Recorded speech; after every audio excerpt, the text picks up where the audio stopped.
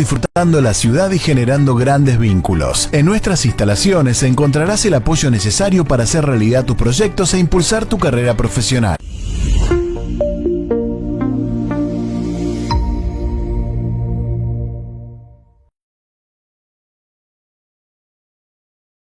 Um dos primeiros vereadores que eu conheci na vida. Olha aí só. Seja bem-vindo, vereador Márcio Bizanin, tudo bem? Tudo bem, querido. Uma satisfação, uma alegria. Obrigado aí pela oportunidade, parabéns pelo teu trabalho.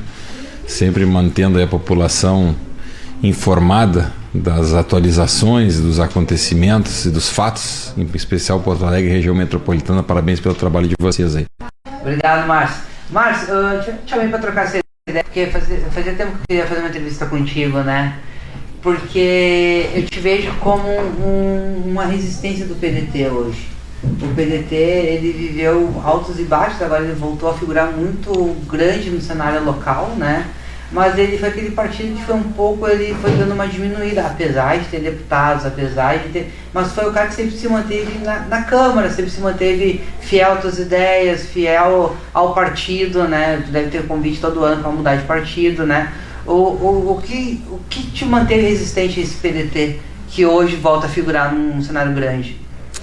Então, Diego, a gente se filiou no PDT ainda na época da faculdade. Em 95 eu era presidente do Centro Acadêmico Maurício Cardoso, da Faculdade de Direito da PUC, e o Brizola vivo. E aí tinha que escolher um partido para me filiar, para militar, para dar minha contribuição. E via os discursos dele, sempre defendendo a educação, defendendo os mais humildes, um serviço público de qualidade, sempre se posicionando do lado daquilo que eu acreditava e que acredito que é relevante e importante para um cenário de um diálogo com o futuro da nossa sociedade, em favor do interesse coletivo, em detrimento do interesse particular. E pela maneira assim como o PDT vinha e sempre se posicionou na questão programática. Tivemos aqui o primeiro prefeito negro, o primeiro governador negro, tivemos lá o Juru, nosso deputado federal índio. Então o direito das mulheres, sempre tivemos uma MT muito organizada, o movimento sindical, os aposentados. Então eu me identifiquei com o partido, vim traçando uma trajetória, fui candidato a primeira vez em 2000, mas já em 96 a gente apoiou ali Vieira da Cunha e Jussara Coni. Vem gente boa por aí, Vieira da Cunha e Jussara Coni. Naquela eleição primeira, depois já em 2000 fui candidato a vereador. A gente teve uma boa votação, foram quase 3 mil votos. E o Vieira da Cunha então me convidou para ir trabalhar com ele. E dali, em 4 anos, já 2004, ganhou o Fogaça, nós assumimos o mandato. E de lá para cá, as sucessivas eleições, a gente está na vida pública desde 2005. Já são 6 processos eleitorais que a gente acabou assumindo o mandato e dando a nossa contribuição dentro desta agremiação partidária, e o PDT me deu muitas responsabilidades, muitas alegrias, e ao mesmo tempo me proporcionou, digamos assim, um espaço relevante, importante, tanto no cenário municipal como no cenário estadual e nacional. Hoje eu sou o presidente municipal do partido, já fui tesoureiro estadual do partido, hoje participo da Secretaria de Relações Internacionais do PDT e faço isso há muitos anos, ainda desde a época que o Brizola era vivo. Então a gente sabe que as construções na vida pública, às vezes elas passam muito rápidas em algumas construções, em algumas lideranças, algumas trocas, alguns mais, outros menos, mas a gente optou por permanecer firme ali dentro do seio da família trabalhista, e acredito que a gente vem dando a nossa contribuição. Nós tivemos o nosso governo, que foi o governo Fortunati, aqui o mais recente. 2012 ali foi a principal eleição que nós ganhamos no primeiro turno. Foi um governo trabalhista que transformou a cidade com muitas obras, muita estruturação. Conseguimos um recurso importante, sim, em função da Copa do Mundo, mas tivemos agilidade para poder realizar as intervenções urbanas necessárias. Mas não teve agilidade, Márcio. A Copa do Mundo a gente entregou com a Ouros da Copa 2 Copas depois. Não, eu digo agilidade para buscar o dinheiro. Teve 2 jogos de futebol e olha tudo que se transformou na cidade. Tu acha que foi pouco? Eu acho que foi pouco, Márcio. Todos os viadutos, todas as intervenções urbanas. Não, mas a gente entregou depois da Copa.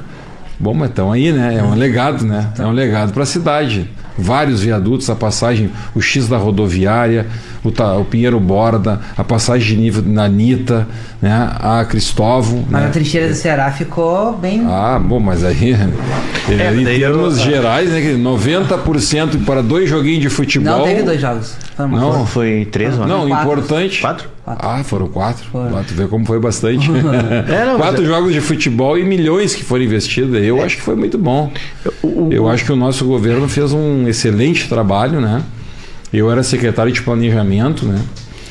Em que pese, digamos assim, depois na sequência a gente não conseguiu reeleger ali, o Fortunati não conseguiu construir uma aliança que pudesse fortalecer a candidatura do Vieira da Cunha. Enfim, ali acabou indo o Melo com a Juliana de vice e não elegeu sucessor. Depois aí o Marquesan, o próprio Marquesan também não conseguiu nem ir para o segundo turno.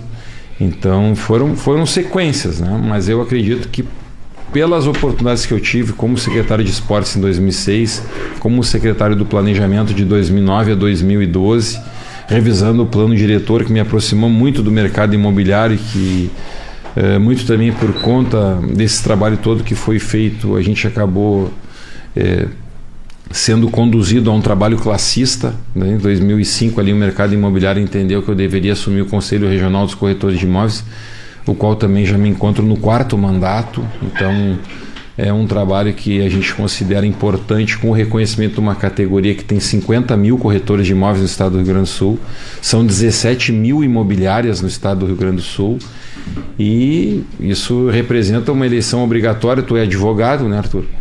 E tu sabe como é que funciona. A eleição é obrigatória, né? E é pelo celular, então para tu ser reeleito, né? Não, só para... eu sou casado com uma advogada e sou publicitário. Eu sou advogado. A Carol deve estar dando risada agora. Eu sou advogado por osmose. Porque às vezes ela está estudando alguma lei, alguma coisa, e diz, vamos dar uma estudadinha na lei tal junto. E aí eu fico ouvindo e aprendendo. Certo. Não, mas todo mundo achou que ia ser advogado, viu, Márcio, antes de fazer faculdade, né? Pois eu tinha na impressão que tu era advogado. Então. É por causa que eu tenho mais amigo advogado do que publicitário, viu, Diego? Eu também. E o Diego é um parceirão aí, já estivemos juntos aí, a tua mãe também manda um abraço aí. Tá assistindo. Aquele trabalho na Coab ali, aquela relação de vocês ali com o Ciro Simone, que é uma parceria, uma amizade, né? Acho que transpõe até a questão profissional. O Ciro saindo da política foi uma grande perda, né? Sabe por que ele saiu da política? Cansou. Não? Ficou sem money. Ciro sem money. Tá bom. Não, o Ciro é eterno deputado aí. 6 mandatos, nossa cabeça branca. Ex-prefeito de Osório. Fez um trabalho incrível na Secretaria de Educação. Da Saúde. Da Saúde, O Fabinho que trabalhava com ele. Poucas pessoas sabem que lá na Coab, lá estava trancado no OP, o posto de saúde da Coab. E tu se mexeu junto com o Fabinho ali, lembra, Márcio? E a gente conseguiu destravar. Aí todo mundo é o pai da criança agora, mas eu sei que tu, Fortunati, o Fabinho, através do Ciro, foram as pessoas que fizeram o movimento da Coab para ter esse posto de saúde lá. Mas agora todo mundo é pai da criança. Que atende quantas pessoas lá? Atende mais de 5 mil pessoas lá, atende com tranquilidade, porque a Coab tem mais de 12 mil, eu acho. Tem mais de 12 mil pessoas morando ali? Tem. É um formigueiro, mano. A Coab é loucurada. A Coab é uma cidade própria. Né? Márcio, tu falaste que tu foi secretário de planejamento, né? E eu lembro que tu foi, mas a dinâmica da vida e da política e do dia a dia das pessoas, eles não conseguem lembrar. Agora tu ali na Câmara, tu aproveitou para... Foram 5 jogos da Copa do Mundo. Foram 5? Já aumentou, né? Eu sei que eu lembro que teve da Holanda, né? Teve da Holanda com a Argentina. Eu vinha, eu acho que eu tava indo para Bagé, eu via os argentinos vindo de carro para assistir. França, Honduras, Austrália e Holanda, que foi um jogão, foi um dos melhores jogos da Copa. Coreia do Sul e Argélia, Nigéria e Argentina, Alemanha e Argélia. A campeã daquele ano jogou aqui no Porto Alegre. Pelo recurso que entrou, acho que valeu a pena, hein? Mas eu acho que 5 jogos de futebol. Eu acho que a obra que mais atrasou ali, eu acho que é aquela da... A Trincheira do Ceará. Não, a Tronco. Não, a Trincheira do Ceará. A Trincheira do Ceará foi a obra que mais atrasou. Foi mais atrasou? Então, eu tenho a memória... Descobriram uma rocha descobriram uma rocha ali, tu lembra disso, Márcio? Que... embaixo do viaduto Leonel Brizola, na saída do aeroporto. Descobriram uma rocha que nenhuma coisa conseguia perfurar a rocha. Tinha que trazer um negócio da Alemanha. Mas olha o que aliviou o trânsito ali. Imagina se tivesse mais uma sinaleira bem na saída da cidade ali, no costado do aeroporto. Sim. Faltou só um viaduto, sabe aonde? Lá no... A segunda, quando... Faltou na Plínio. Na igreja de São Jorge, quando desce, tinha que ter um outro ali sobrepondo a Avenida Ipiranga. Pô, mas aquele viaduto duplo ali com ônibus embaixo e o... Não, sim. O da Avenida ficou muito. O da Avenida Ipiranga. Porque ali é um gargalo da PUC. Mas eu tô dizendo os que aconteceram, que não foram poucos. Mas eu acho que a cidade ela evoluiu bastante. Sim. Só acho que as Copas... Tu imagina aquela Bento Gonçalves sem aquele viaduto ali, querido. Quem vem e volta de Viamão. Meu pai viveu esse tempo. A obra... Nós vivemos esse tempo. As obras da Copa atrasaram bastante, eu acho. E foi muito... Mas foi muito bom. Foi bom pra cidade, mas só que... Quantas pontes nós fizemos na Ipiranga? Quantas? Só ali na Federação Gaúcha foram 2. Mais pra cá ali na PUC, depois mais pra baixo a obra que era atrás do Beira-Rio, né? Cada uma daquelas passagens da Ipiranga ali... Ali, acho que teve 6 pontes construídas novas. Foi muito. Eu me lembro que deu 4 vezes deserta aquela ali do novo fórum ali. Não é fácil. O serviço público é um desafio. Sim, mas eu tava falando, Márcio, tu era secretário de planejamento, e esse negócio do plano diretor é um termo muito técnico, e sempre que vem um vereador aqui ou alguém que debate, a gente gosta muito que as pessoas expliquem, de forma muito clara e menos técnica, né? Porque às vezes o técnico é claro, né? Ele vai, é isso, aquilo. O que é o debate, o que isso impacta na vida das pessoas? E o quanto contribuiu tu ter sido secretário de planejamento para chegar nessa discussão do plano diretor? O que a gente percebe assim, aquela revisão do plano diretor, ela foi uma revisão que ela transpassou alguns secretários. Eu fiz a parte final, inclusive a audiência pública, essa que teve agora no Araújo Viana, lá em 2010, quem coordenou foi o próprio Fortunati. Nós tínhamos ali, inclusive, alguns enfrentamentos dentro do próprio governo, porque o Beto Meche era o secretário de Meio Ambiente. O Beto Meche apanhou dos índios no Lamito, lembra? Esse aí. Apanhou dos índios no Lamito, não é? Mesmo, tu lembra mesmo, que os índios correram ele ou pegaram, não sei, uma coisa assim? Morro do Osso. No Morro do Osso. É mesmo? Vamos procurar aqui. O Beto, ele era o secretário de Meio Ambiente, o Fortunati, o secretário do Planejamento. Então, até dentro do governo, tinham alguns encaminhamentos que tinham dificuldade de ser transpostos. E agora, nessa revisão, 15 anos depois, nós estamos morando na cidade que revisou o plano diretor de 2010. Então, quem olha para a cidade hoje enxerga a cidade que foi revisada em termos, digamos assim, de crescimento, de contrapartidas, de investimentos urbanos, públicos e privados. Então, este conceito que agora traz esse novo plano diretor também é um conceito de sustentabilidade, que nós precisamos que a cidade cresça, se desenvolva, gere emprego, renda, que as pessoas tenham direito à moradia digna, sem comprometer a qualidade de vida das futuras gerações. Então, dentro deste contexto, eu acredito que a lógica do que permeou, digamos, o debate foi talvez um adensamento nas áreas onde o serviço público está mais estruturado.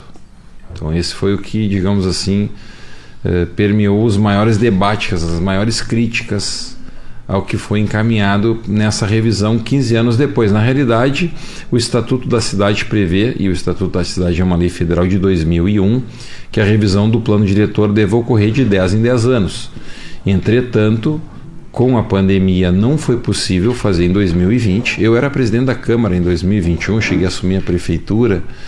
E 2021, em abril, estava morrendo 4.000 pessoas por dia no Brasil. Não tinha como revisar o plano diretor, fazer pelo menos 8 audiências públicas, uma em cada região de planejamento, porque a cidade ela era dividida em 8 regiões de planejamento. Agora ampliou-se para 10, eu achei até que foi acertado. Uma coisa que eu achei que não foi acertado, e eu até critiquei, foi a questão da proporcionalidade da participação, da representação do Conselho. O Conselho, ele era, ou até hoje ele ainda é, tripartite. Ele tinha uma representação de cada região de planejamento mais o orçamento participativo, que são 9, né? Então é 8 regiões de planejamento mais o AP da 9. Tinham as 9 entidades e os 9 representantes governamentais. Então era 1/3 governo, 1/3 entidades e 1/3 a sociedade. E o que acontecia? Na representação governamental, a URGS representava a União, a Metroplan representava o governo do Estado e os demais era ali a Secretaria de Educação, a Secretaria de Saúde, o DEMAI, o DEP, o Planejamento, enfim. E claro, a Secretaria de Planejamento Urbano organizava a IPTC, tudo que precisaria de ações de contrapartida na análise dos projetos que tramitam e passam pelo plano diretor. Agora, com a revisão, ficou meio a meio. Agora metade é governo e metade é sociedade. Então diminuiu um pouco essa questão da proporcionalidade. Quem tiver no governo vai ter mais força decisória do que tinha.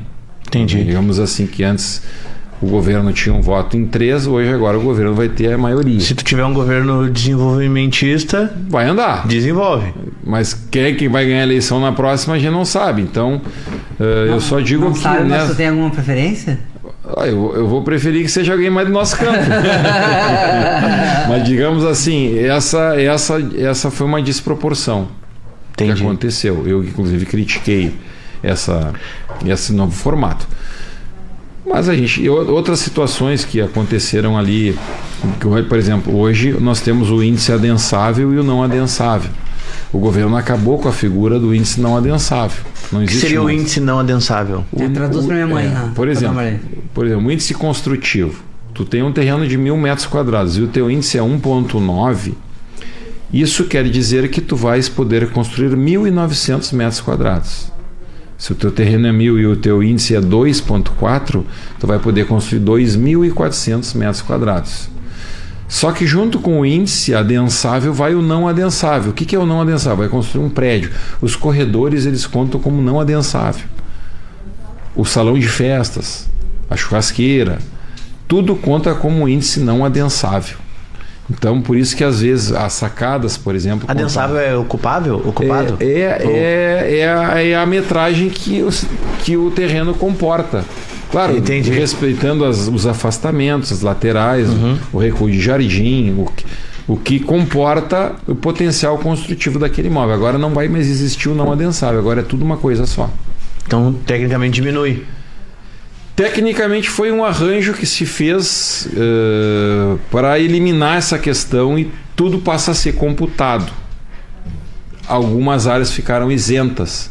Então, nesse somatório, o governo entendeu e encaminhou assim, tudo bem.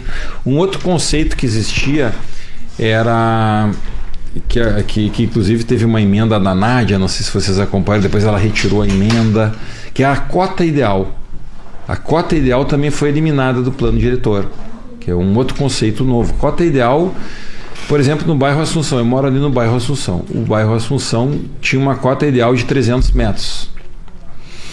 Isso quer dizer que se o teu terreno ele é 10 por 30 e o teu terreno tem 300 metros quadrados, tu só pode construir uma casa naquele terreno.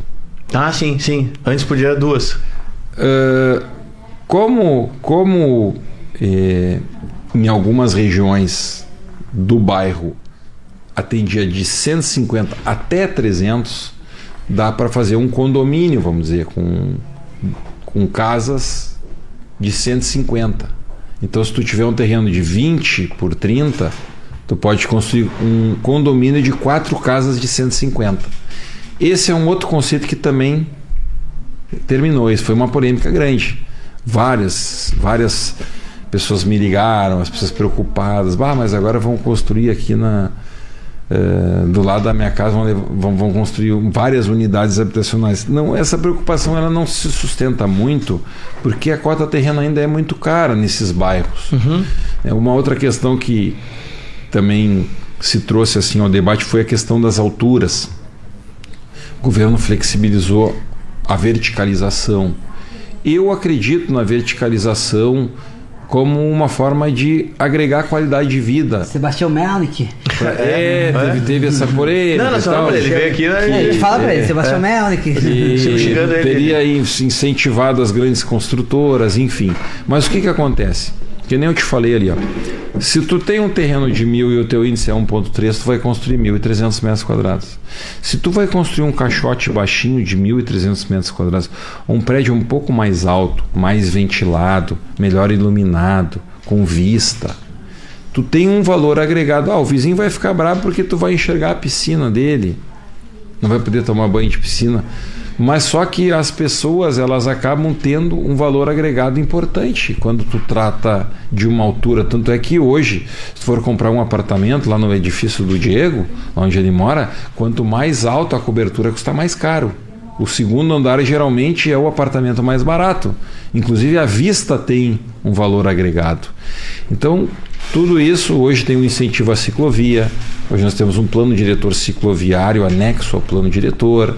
Então hoje, por exemplo, tudo que é pensado para o desenvolvimento urbano, ele analisa o impacto de um empreendimento. Por exemplo, uma creche, uma escolinha, ela tem um determinado impacto.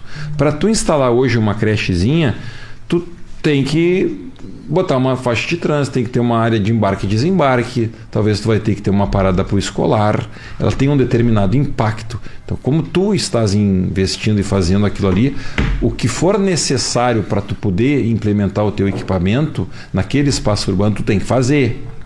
A mesma coisa, um posto de gasolina. O posto de gasolina já tem questões ambientais, vai ter que enterrar um tanque de gasolina. Mas nós vamos acabar com a gasolina. Agora vamos botar elétrico. Vamos botar elétrico.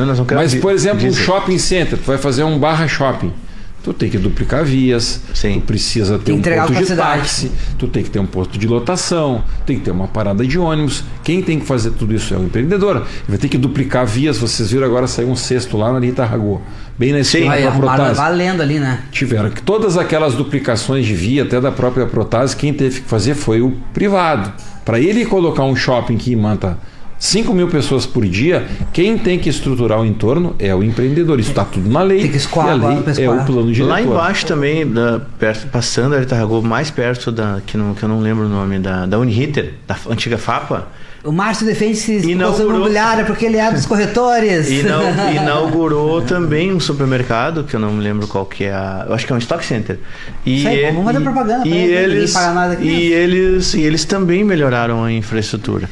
Tem uma rótula mais ali.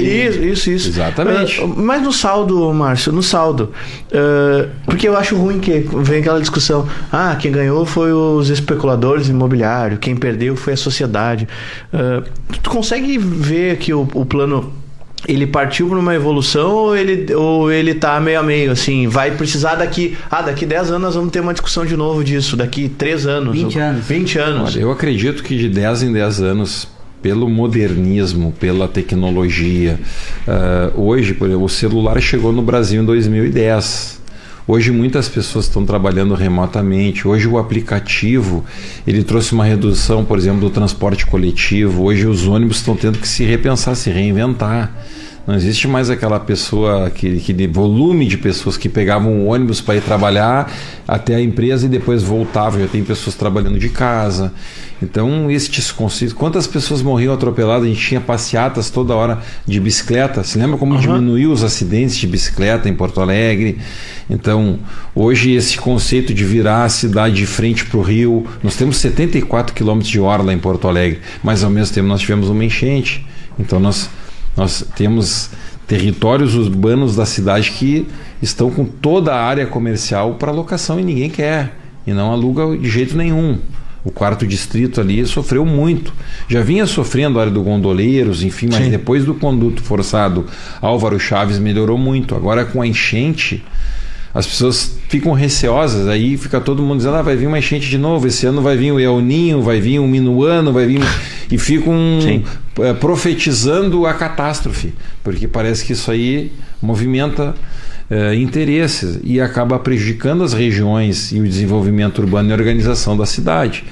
Então, mas eu ao mesmo tempo também acho que uma cidade que nem a nossa, que foi aterrada em determinadas regiões, se tu não tiver uma manutenção, vai acabar que talvez o rio queira voltar para o seu fluxo original, para o seu percurso original. Então, se a Rua da Praia se chama Rua da Praia porque a rua batia na água da praia, se tu faz um aterramento e tu não dá uma manutenção, que através da dragagem, da areia, enfim, acredito que a tendência é o rio voltar ao seu fluxo original.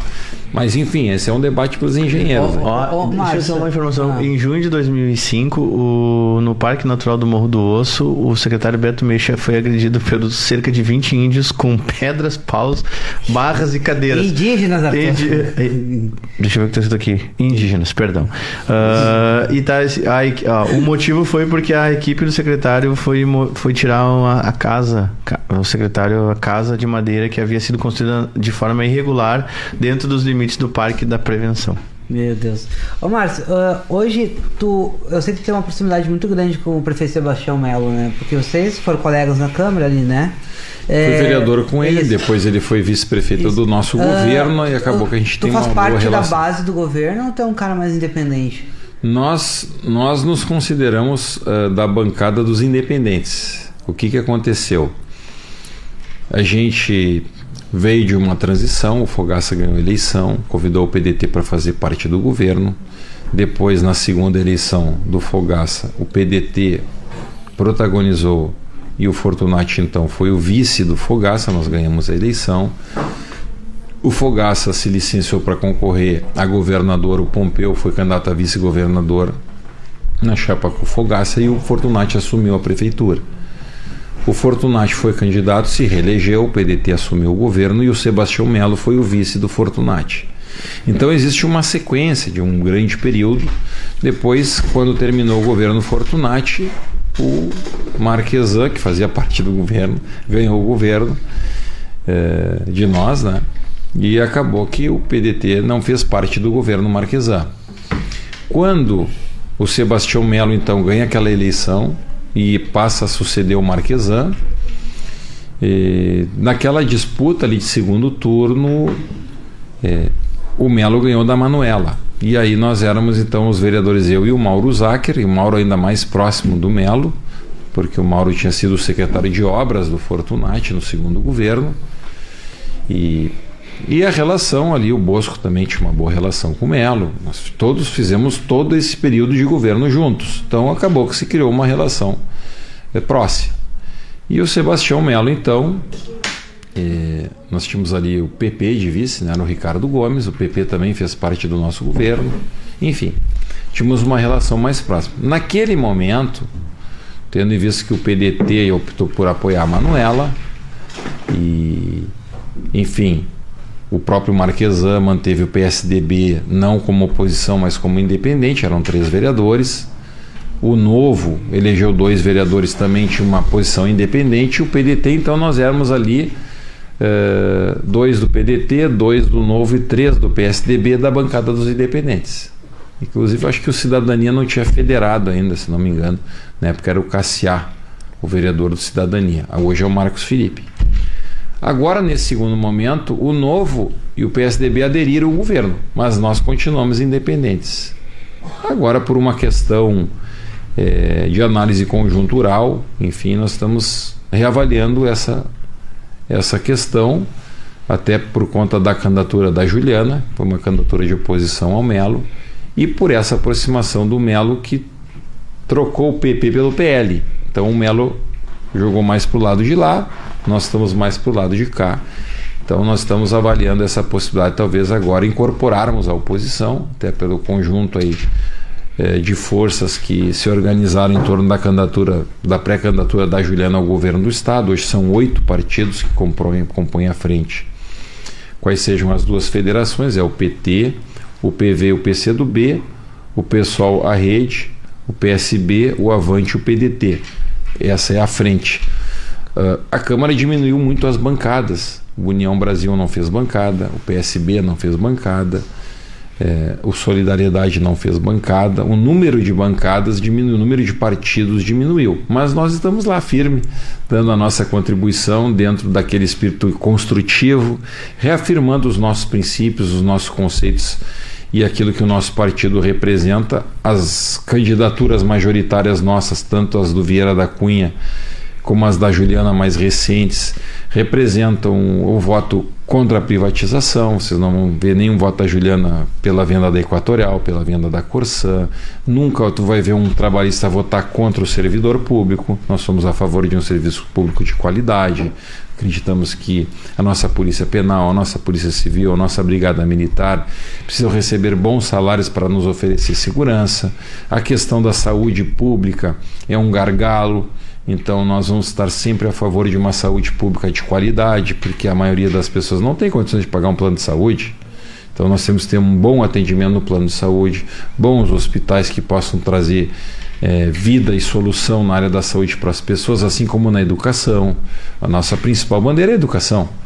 Nós não acreditamos num povo livre, desenvolvido e soberano sem investimentos na área da educação, faltando professor no colégio, banheiro estragado, mobiliário quebrado, vidro quebrado, sala de aula sucateada. Como é que nós vamos dialogar com o futuro se a nossa geração não tiver um bom acolhimento na área da educação, combate à evasão escolar, sem contar nos feminicídios? Então, hoje fechamos 35 mulheres, a última foi esfaqueada. O que nós precisamos fazer? Alguma coisa. Isso nos revolta, isso é covardia, né? O cidadão ir lá e matar a mulher por ciúme, por ter um sentimento de propriedade, tirar a vida de uma pessoa. Hoje não se permite mais. A tecnologia, o monitoramento por tornozeleira eletrônica, o aumento da pena. Eu mesmo fiz um projeto de lei para liberar o spray de pimenta. O spray de pimenta é proibido, mas a mulher, no desespero... Proibido? Proibido. Mas aqui em Porto Alegre queremos que seja permitido. Então, porque assim, se o cidadão ele está disposto a tirar a vida de uma pessoa, isso quer dizer que ele não está se importando se ele vai ser preso ou não. Não está na conta dele essa preocupação. Não, e aí também tem, Márcio, que a questão dos crimes não é passional, o cara, a pessoa perde o senso, a noção, e tipo assim, pô, tu pode andar com uma faca na bolsa, mas um spray de pimenta tu não pode. E eu até acho que o spray de pimenta ele é menos nocivo, letal do que a faca, né? E na Harmonia acontece muito disso, o pessoal tá com faca ali, não é arma branca, né? É considerada uma arma branca, né? Quando veio, mas é proibido também andar com arma branca. Não se pode andar faca. Mas na Harmonia pode, né? Não pode? Não pode? Mas a gauchada anda e ninguém fala nada. Mas não é permitido. Pô, tu vê uma mulher poder andar com spray de pimenta na bolsa. É importante. Pode dar o tempo de chegar alguém, dar um grito para um vizinho. Não, ou até o alerta daquela pessoa voltar para si e ver que está cometendo um erro e depois vai responder por aquilo, mas a pessoa não perdeu a vida ou não sofreu um trauma maior, né? Com mas certeza. Esse é um projeto de lei teu? Meu. Está tramitando na Câmara. Tá aí. Para idosos também. Idosos e mulheres, em especial. E onde é que está parado esse projeto? Não, ele está andando. Está andando? Está dando prazo ali regimental, primeira, segunda sessão de pauta, vamos agilizar a aprovação. Acho que é importante mandar para casa informações, né? Tipo, até para conscientizar e as mulheres poderem andar com spray de pimenta. Eu fiz também um outro projeto que é a lista dos condenados. A lista. Ter a lista, as pessoas saberem, por exemplo, o dono da farmácia, o dono do posto de gasolina, ele fazer uma consulta, sabe, esse cara esquartejou a mulher, estão procurando o braço, a cabeça, vai dar emprego. Mas foi em cima dessa vaga? Vai dar emprego para um cara desse? Vai dar uma oportunidade? Eu acho que um cidadão desse aí ele tem que apodrecer na cadeia. E, se possível, ficar 50, 60 anos preso. Para quando ele sair não ter mais idade nem força para fazer mais nada contra ninguém. Eu sou pai de 3 filhas mulheres, para mim é um absurdo o que está acontecendo. Hoje, em termos de tecnologia que se tem de acesso, enfim, a gente não está conseguindo frear esse tipo de violência aqui no estado. O Gabriel manda para nós que spray de pimenta é proibido, mas spray de gengibre é liberado. E de menta também. E vamos botar spray de camomila também para acalmar. Pra furar a house na cara da pessoa. Vamos acalmar leão com carinho, aí vai ser difícil. Tem, passou? Pode seguir, tá bom. Márcio, é que assim, eu acabei de receber uma denúncia, tá? Que o vereador do PT, Jonas Reis, teve a candidatura barrada. E tu não vai saber por quê, Arthur. Por quê? Não foi homologada, tá? Candidatura a quê? A deputada federal. Internamente no partido? Internamente, o PT não homologou. Não. Capaz? Porque se declarou pardo. Olha aí. Isso é um outro debate, uma outra discussão. Teu colega lá. Pois então. E gosta de um tumulto, né? Ô Márcio, vamos falar um pouco, um campo que eu acho que assim, que pouca gente conhece tudo. Tá bom o debate de vocês. Rico falando com rico é fogo, assim, ó. Que nem um amigo saúde. Nosso, recebo. Rico de saúde. E aí, né? Isso aí. Para. O Márcio é a cara da riqueza, irmão. Ele é PDT por causa do Brizola, mas o Márcio aí tem os pila aí. É trabalhador. Não, né? Tu é trabalhador, Márcio. Admiro o teu trabalho. Te admiro o teu trabalho e tu entra nas comunidades que eu sei, porque minha mãe já trabalhou contigo. Entende? Então eu tenho o máximo respeito por ti. Mas o que tem que ser dito, né? Eu conheço o Márcio no movimento estudantil, tá? Ele começou antes de mim, mas eu conheço ele. O Márcio, sim, o Márcio lá na Coab, ele era muito firme. Várias demandas da minha mãe mandavam pra ele na Coab e ele lá resolvia. Como é que era o nome do tiozinho? Serginho Fraga. O Serginho é amigão da mãe até hoje. Isso aí. Nosso conselheiro tutelar, 20 anos. Leonor também. 20 anos de mandato no conselho tutelar. Tu tinha um tiozinho que trabalhava contigo direto. Tem o Roninha, o Paranaguá. Era o tiozinho das antigas, bem da antiga, acho que nem tá mais contigo. Telminho? Não. Era um tiozinho bem pequenininho, assim. Dava com a maletinha, trabalhava contigo, era teu assessor. Esqueci o nome dele. Eu acho que eu tenho o nome dele. Procurei. Mas um lado que eu acho que é legal, de fato, tu disse, desde 2005, né? Tu é presidente do Conselho dos Corretores de Imóveis. Em 2005 assumi o mandato de vereador. 2015 tu te elegeu a primeira eleição do Cresci, assumimos em 2016 e estamos no 4º mandato. Qual é esse teu lado? Francisco. O Francisco tá firme conosco. Tá firme? Nosso contador tá aqui, ó. Aí, nosso advogado. Tá aqui, ó, tiozinho aqui, ó. Ajudava muito a minha mãe, ó. Aqui, né, seu Francisco? Mesmo. Aqui, ó. Seu Foi Francisco, ó. Foi meu secretário adjunto de planejamento, aqui, ó, advogado. Ele tá sempre com a maletinha dele, assim pra baixo. Assim mesmo. E também tem o nosso amigo que foi morar em Florianópolis lá, o... que já era só confusão. Como é que é o nome dele aqui? O Laranjeiro. Laranjeiro? Laranjeiro também do Movimento Estudantil. Nosso abraço aí pra quem tá nos assistindo. Esse lado do Márcio, de questão de classe do corretor de imóveis, te confesso que quando tu te elegeu presidente do conselho, para mim foi uma surpresa, porque eu só conhecia o lado do movimento estudantil e o vereador Márcio Bizili. Márcio, como é que tá essa categoria, essa classe, essa profissão? Porque eu vejo que tem os aplicativos, agora todo mundo convive muito bem com os aplicativos de locação. Terminou o jornal impresso. Você se lembra do classificado impresso? Sim. Olhava lá, cada letra, cada vírgula, até pontinha era uma fortuna. Fazia um anúnciozinho desse tamanhozinho, custava um dinheirão. Como é que tá? Hoje acabou. Era todo domingo, vou lá olhar os classificados. Pra alugar, aluga-se. Você lembra? Né? Aluga-se, vende-se. Também tinha a página das gurias, né? Claro que tinha. Não sei que tinha dos carros também. Tinha muito, dos carros. Muito né? Não sei que endereço é esse que tinha a galeria do Rosário. Então assim, a gente... Mas Diego, não. Márcio, como é que tá essa atuação, essa militância, o trabalho de vocês no conselho? Qual que tem sido mais a demanda de vocês assim no dia a dia do conselho do corretor de imóveis? O que acontece? O meu avô, pai da minha mãe, corretor de imóveis, corretor tradicional, e o meu pai, corretor de imóveis, também, pai trabalhando mais terrenos. E aí em 2013 eu resolvi fazer o Cresci, que eu casei a minha ex-mulher, também tinha uma carteira de imóveis, a família tinha uma imobiliária, enfim, trabalhando com locações. E aí eu iniciei mais no ramo da locação. Peguei o Cresci em 2003 e de lá para cá nós tivemos vários problemas de intervenções aqui no Rio Grande do Sul e no Conselho Regional dos Corretores de Imóveis do Rio Grande do Sul. O Conselho Federal algumas vezes teve que intervir aqui e nós tínhamos uma turbulência no setor, uma desunião da categoria e o trabalho do Conselho não estava na altura e no patamar que a nossa profissão merece de interlocução com a sociedade.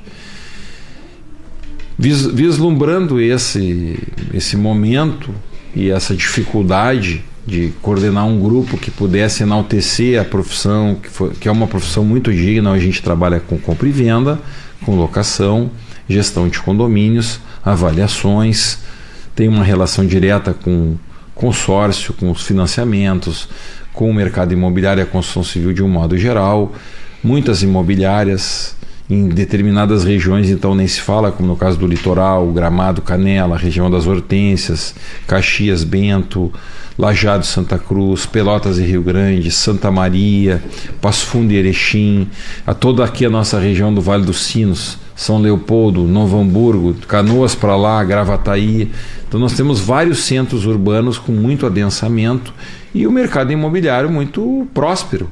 Então corretores de imóveis enfrentando muitas vezes um síndico, um zelador, um porteiro, alguém que não é corretor de imóveis. Vocês não vão ver ninguém fazer uma audiência no fórum se não for advogado. O juiz não deixa nem entrar na sala de audiência. Epa. Ninguém opera se não for médico. Ninguém assina uma RT se não for engenheiro, mas todo mundo é corretor de imóveis. Então, todo mundo quer comissão. Todo mundo. Então a gente tinha que marcar a posição. Mostrar, não, só um pouquinho. Corretor de imóveis, ele faz um trabalho, ele muitas vezes está ali lidando com o sonho de uma vida inteira. Casa própria, tem pessoas que vão comprar uma casa própria uma vez na vida e não vão morar naquele imóvel para sempre. Sim. E é um sonho da família. 30 anos pagando, né? Vai pagar 20, 25 anos um financiamento, um consórcio. Então a gente resolveu assumir e fazer um trabalho de verdade. Claro, hoje eu estou licenciado pela pré-candidatura, sou pré-candidato a deputado federal, mas está lá o nosso coletivo. Nós montamos um coletivo, hoje nós temos de todas as regiões, de Bagé, de Carazinho. O conselho são 54 membros do conselho pleno. É uma equipe grande, são 2 conselheiros federais, inclusive um é de Viamão. A gente sempre procura, né, contemplar o pessoal da região metropolitana, o interior. Porto Alegre tem o maior número de corretores de imóveis, mas o interior tem um número muito expressivo também. Então são desafios que foram se avisando. Aí nós fomos lá, estruturamos as delegacias. Hoje tem uma sala do corretor na delegacia, que o corretor pode usar. Estou indo a Gramado, tem que receber um cliente. Estou aqui em Capão, tem que imprimir um contrato. Ele tem hoje uma estrutura do Cresci à disposição. Nós renovamos toda a frota. Hoje a nossa fiscalização são 31 fiscais. Nós dobramos a fiscalização. E na última análise de desempenho do Conselho Federal, que analisa o desempenho de todas as fiscalizações em todos os estados, em todo o Brasil, nós ficamos em primeiro lugar com a melhor fiscalização do Brasil, o melhor desempenho coletivo e o melhor fiscal do Brasil, o fiscal Leandro de Capão da Canoa. Para tu ver como a gente, essa semana passada, toda a nossa equipe de fiscalização foi a Brasília fazer um curso de atualização. Então hoje nós criamos um clube de benefícios para o corretor de imóveis. São mais de 200 empresas parceiras oferecendo descontos para os corretores. Então, o nosso setor pedagógico, para ter uma ideia, se criou uma ferramenta do sistema COFES Cresci em todo o Brasil, oferece cursos online gratuitos, randomicamente, toda semana, de segunda a domingo, a pessoa se inscreve e na outra segunda começa o curso. Locações, documentação imobiliária, perito avaliador, perito judicial, correspondente bancário, enfim, como usar HP 12C. Sabe quantos mil inscritos nós tivemos no ano passado? Quase 10 mil corretores de imóveis fazendo os cursos gratuitos que o Cresci oferece. Então hoje a gente virou a chave. Hoje o Cresci é um parceiro das imobiliárias, é um parceiro dos corretores, sempre destacando o nosso slogan: imóvel só com corretor, imóvel só com corretor de imóveis. Nós temos uma vice-presidência adjunta de integração feminina. O mercado imobiliário está tomado por mulheres corretoras de imóveis. Há tempos atrás não se imaginava uma mulher mostrando imóvel, tinham poucas mulheres no mercado. Hoje as mulheres estão se destacando nas equipes como campeãs de venda. Então hoje nós temos conceitos internacionais, inclusive, que vêm tomando espaço. Hoje nós temos aí uma bandeira internacional que é a Remax, por exemplo. Nós temos as nossas daqui, né? Auxiliadora Predial, a Guarida, a Luage, Colnag, enfim. Não vou nominar todos aqui, Crédito Real, para nominar as maiores, mas eu diria assim, hoje o conceito da exclusividade, a placa, que a gente sabe que vende, a internet. Mas a maioria... Mas a maioria ainda é... Pode chamar ela, mas a maioria ainda são imobiliárias pequenas, né? A maioria, sim. Deixa eu chamar a Evelyn aqui, Márcio. Senão vai ter um troço lá e nós estamos aqui. Vamos lá. Oi, Evelyn, tudo bem? É claro, tu quer te deixar passar frio, tu viu, né? Sim, mas tá tudo certo aqui na Esquina Democrática. A Esquina Democrática não, Praça da Alfândega hoje, né? Tá bem tranquilo, tem um solzinho. Mas hoje a gente vai falar dos ônibus e das passagens intermunicipais, que a partir do dia 2 de junho vai ter um aumento de até 8,77%.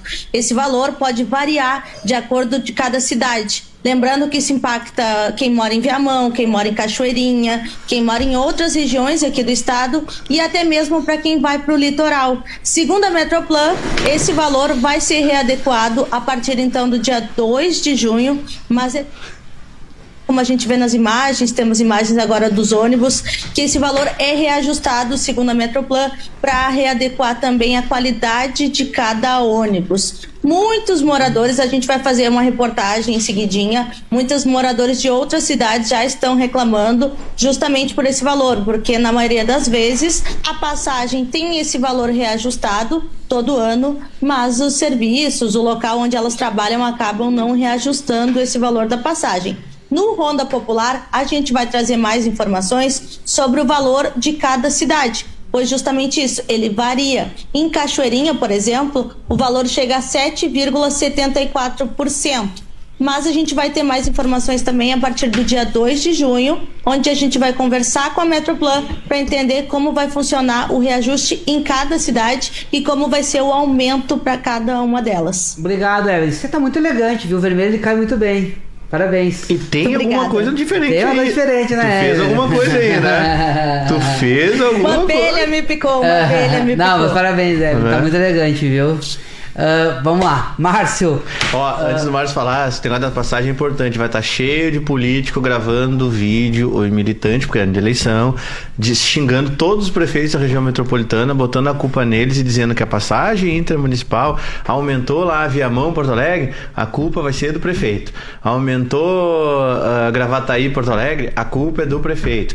Porto Alegre, para ir para outro lugar, a culpa vai ser do Melo. Sim. Então, assim, vamos dar a responsabilidade para quem tem a responsabilidade. Os prefeitos da região metropolitana não tem nada a ver com o aumento de passagem da Metroplan. E é um aumento, pelo que eu vi ali, é o índice de inflação, o reajuste dos motoristas, esse tipo de coisa. Então, se você ver um vídeo de alguém dizendo a culpa é do prefeito Melo porque a passagem aumentou, não é bem assim a história, né, Diego? Acho que tem que formar isso aí. Né? Cara, é a inflação, é tudo que não, é um monte de coisa, mas não, porque senão vão dizer, o vereador vai lá da cidade e tal. Mas vai ter. O Márcio vai gravar um vídeo e vai dizer o seguinte: o Márcio não vai gravar um vídeo, o Márcio não é assim. É uma vergonha essa passagem, a culpa é do Melo, e eu vou lutar pra baixar essa passagem. Primeiro que o Márcio, se fizer isso, ele não ia conseguir lutar pra baixar a passagem, tecnicamente, ele ia ter que só fazer discurso. E segundo, a culpa não é do prefeito da cidade. Esse é um debate das atualizações, né, do reajuste inflacionário, enfim. Esse é um debate que está inclusive previsto na Constituição, mas claro, o pessoal que é atingido na ponta vai sempre reclamar pelos aumentos que estão ocorrendo aí, em especial no transporte coletivo. Tu, como presidente do PDT hoje municipal, tem uma base bem forte da Juliana aqui. Como que tu viu essa aliança com o PT a nível estadual da Juliana com o PT? Eu acredito o seguinte: nós, há 2 eleições que este campo todo, que está representado em grande parte pela coligação que acabou se unindo, ele assistiu o segundo turno das eleições do governo do estado pela televisão, porque o Leite ganhou do Sartori e depois o Leite ganhou do Onyx.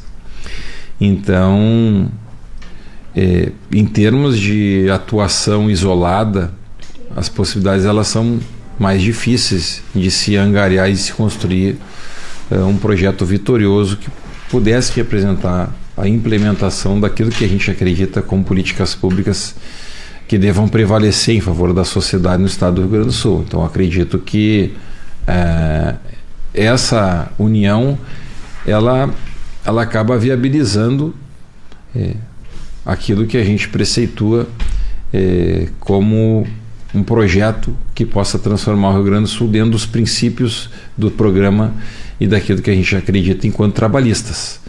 Nós tivemos aqui um exemplo, mesmo com a força, digamos assim, do União Brasil, do PSDB, com o apoio do governador Eduardo Leite, com o apoio do Avante, a gente não conseguiu reunir forças para levar a Juliana para o segundo turno na eleição de Porto Alegre. Faltou uma semaninha ali, né? Faltou pouco. Faltou uma semaninha, né, Arthur? Mas a gente tinha a nítida impressão que a Juliana no segundo turno venceria a eleição.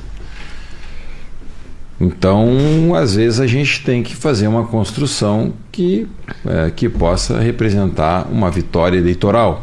Se vocês puxarem aí um pouquinho para trás aí o histórico eleitoral, o José Alencar do PL, né, era o vice do Lula para ganhar a eleição presidencial. Do antigo PR, né?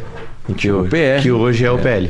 Exatamente. Então, às vezes as alianças e as coligações, elas agregam um valor de força e estrutura, envergadura e musculatura eleitoral que possam trazer o campo que a gente representa para a vitória. Nós somos o PDT, o PT tem as suas peculiaridades, o Avante tem as suas peculiaridades, o PSB também na eleição passada optou por ter candidatura.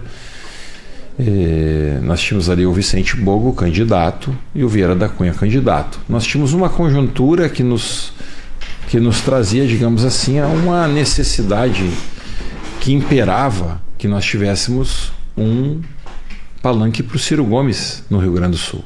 Então não tinha nem a menor possibilidade de nós nos unirmos naquele momento com aquele campo. Então não tinha como o PDT não ter um palanque para o Ciro Gomes no Rio Grande do Sul. O Vieira da Cunha foi praticamente para o sacrifício. Nós tivemos antes ali a candidatura do Jairo Jorge. O PDT sempre procurou o protagonismo.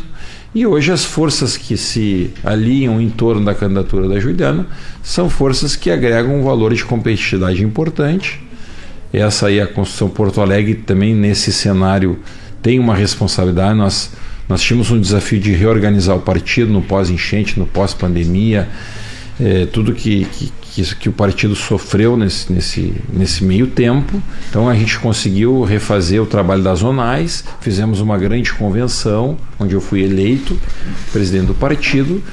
Porto Alegre está pronta para o desafio. Nós vamos coordenar aqui a campanha em Porto Alegre, junto com os partidos. O Vieira da Cunha, coordenador geral da campanha. Nós vamos estar auxiliando aqui na região metropolitana e Porto Alegre. E o PDT, como o maior partido em número de filiados do município, hoje o maior partido em número de filiados na capital é o PDT. Pelo seu histórico, nós que já tivemos 14 vereadores, hoje eu estou ali, mas eu tenho certeza que nós vamos retomar uma grande bancada e um grande protagonismo nas eleições próximas vindouras, e também estamos muito convictos aí que esta pré-candidatura da Juliana, ela deve se confirmar como uma candidatura vitoriosa ao governo do estado. Então, vou te perguntar que eu perguntei do doutor Thiago, tá? E amigo sofre mais. Então, o candidato à presidência da República é o Lula? O candidato da coligação é o Lula. Nós estaremos trabalhando para a reeleição do presidente Lula, e dentro de um cenário, de um contexto internacional, de um alinhamento, né, com o campo que hoje promove, né, essas invasões, guerras, uma busca pela riqueza de outros países, injustificada no meu ponto de vista. Acredito que o que está acontecendo a nível mundial nos preocupa a todos. Nós somos a favor da nossa soberania. Eu sou um nacionalista, defendo o Brasil, o povo brasileiro. Acredito que aquilo de riqueza que possa ser produzido aqui no Brasil deva ser do povo brasileiro. Então o petróleo é nosso, as nossas terras raras são nossas. Nós precisamos reafirmar esse compromisso e precisamos dialogar com um futuro promissor de oportunidades aos nossos jovens. Precisamos de um Brasil tecnológico, precisamos de um Brasil seguro, que gere emprego e renda. A gente sabe da força do nosso agronegócio, que é a alavanca propulsora hoje, né, em especial aqui da região sul e do desenvolvimento nacional, mas nós ainda precisamos de uma academia, nós precisamos de uma universidade que possa também protagonizar novas alternativas de geração de emprego e renda para o nosso povo. Nós temos desafios na área da habitação. Quero assumir aqui um compromisso e também como pré-candidato a deputado federal nesta coligação que venha se somar aí na reeleição do presidente Lula, de batalhar para que todo brasileiro tenha direito a uma casa própria. Eu sou defensor da moradia digna. As pessoas têm o direito à moradia, devem ter o direito de morar, e aquilo que estiver ao meu alcance para que o cidadão possa ter um lar e abrigar a sua família, ser o dono do seu imóvel, eu vou estar fazendo em termos de políticas públicas que possam perseguir essa meta. Todo brasileiro proprietário de um imóvel, todo brasileiro ter direito a ter a sua casa própria, programas que incentivem esse tipo de situação. Hoje a gente vivenciou aqui o Compra Assistida, que proporcionou um investimento de R$200 mil para tirar as pessoas das áreas alagadas.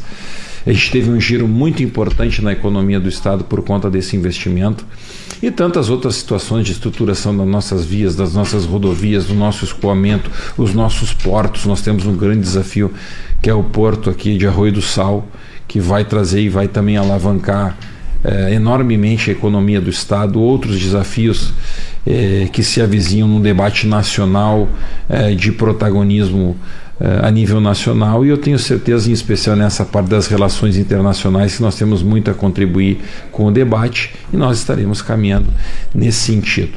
Nós tivemos o nosso líder exilado durante 15 anos. Leonel de Moura Brizola ficou vivendo no exílio durante 15 anos. Muitas pessoas foram assassinadas. Aqui no Chile, Salvador Allende foi assassinado. Jango conseguiu sair junto com o Brizola antes de morrer. Então esses são tempos sombrios que a gente pretende que não se repitam. Sim, a favor da democracia, sim, a favor da liberdade de expressão, e nós estaremos trabalhando para reafirmar esses princípios. O Brizola foi um cara muito inteligente, né? Porque quando começou a morrer ali o Juscelino, o Jango e tal, sabe o que ele fez, Arthur? Ele foi morar nos Estados Unidos, se exilou nos Estados Unidos, porque ele disse assim: aqui os caras não vão poder tocar em mim, porque senão o governo americano vai errar. Sim. E aí ele se manteve vivo. É um cara que pensou muito à frente, né? Depois ele foi morar em Portugal e tal, né? Mas naquele primeiro momento que começou a morrer aquela galera, ele foi se exilar nos Estados Unidos, né? Ele, acredito que foi acertado. Ele morou no Uruguai, depois, claro, o partido foi fundado em Lisboa, através ali do nosso padrinho, que é o Partido Socialista de Lisboa, de Portugal. Hoje a presidência do partido, a presidência do país está no guarda-chuva do partido. O presidente hoje da Espanha, o presidente do governo da Espanha, Pedro Sánchez, é hoje o presidente da Internacional Socialista. O Brizola, que tu faz parte, né? A gente faz parte desse trabalho internacional. O Brizola fundou o partido lá, através desse movimento mundial, onde as políticas públicas elas visam estruturar uma economia a favor dos desfavorecidos, sempre no guarda-chuva ali de políticas públicas de incentivo à igualdade de direitos, a promoção de políticas públicas a favor da mulher, do idoso, do negro, das minorias. Eles têm outros contextos de guerra, eles têm outros contextos migratórios, um pouco diferente aqui da nossa realidade, mas às vezes o pessoal resume tanto aqui o debate e o diálogo e não percebe os riscos, não é, que o tempo inteiro as nossas democracias ainda sofrem por conta do dia, né? Da força que às vezes um governo autoritário ele pode representar, terminando com a nossa democracia, que é tão frágil e tão recente. Ô, Márcio, Brizola viveu em Nova York City. Eu tenho a última pergunta para te fazer, mas eu quero que você responda rápido, que o nosso tempo está estourando. Já? Sim, são 13h06, faltam 4 minutos. A Câmara de Vereadores, tu acompanhou várias câmaras, né? Essa legislatura, qual a tua opinião sobre essa legislatura? Essa legislatura, essas últimas legislaturas, eu acredito que a gente, como eu te falei ali, a gente vem de um período pré-telefone celular, Androids, enfim, e o pós a chegada da informação, o giro da informação. Hoje está tudo no telefone. Hoje a informação ela anda mais rápido.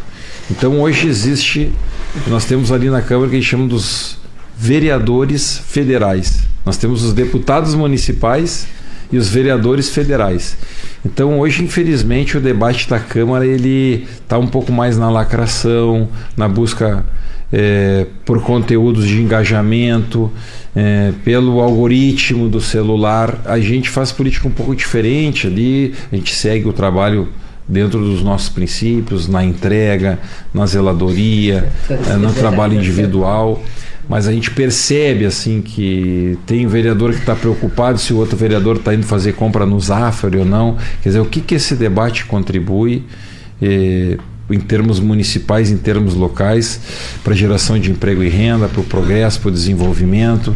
Então nós temos ali um debate meio anacrônico ali, ainda essa polarização do lulismo e do bolsonarismo prejudica um pouco o debate da Câmara e praticamente acaba contaminando muito o microfone e a tribuna da Câmara. Hoje a realidade ela está muito vinculada à questão da rede social. Isso transformou os mandatos na Câmara. Parabéns, Márcio. Primeira vez que eu escutei uma frase coerente, assim, denominando o que é o que eu penso. Eu penso isso. Tem vereadores federais que falam pauta Lula e Bolsonaro e esquece a cidade. Parabéns, adotamos uma nova frase. Vereadores federais. Tem vereador federal, ele passa o tempo inteiro falando de Brasília, do Lula, do Bolsonaro, do 8 de janeiro. E do poste que está com a luz apagada. Assim, a gente tem questões locais importantes, que são relevantes, mas elas contaminam o debate. Agora, por exemplo, nós temos um projeto interessante ali da vereadora Grazi, que fala de um observatório, uma lista ali para tentar controlar o feminicídio. Ela foi procuradora da mulher o ano passado. Aí contamina todo o debate, entendeu? Com uma situação que não tem nada a ver com o projeto, mas como é a iniciativa da vereadora Grazi, aí vota todo mundo contra, porque o Lula, porque o Bolsonaro, entende? Então acho que está prejudicando um pouco o andamento propositivo ali, mas nós vamos seguir combatendo esse tipo de situação. Parabéns, Márcio. Obrigado, Diego.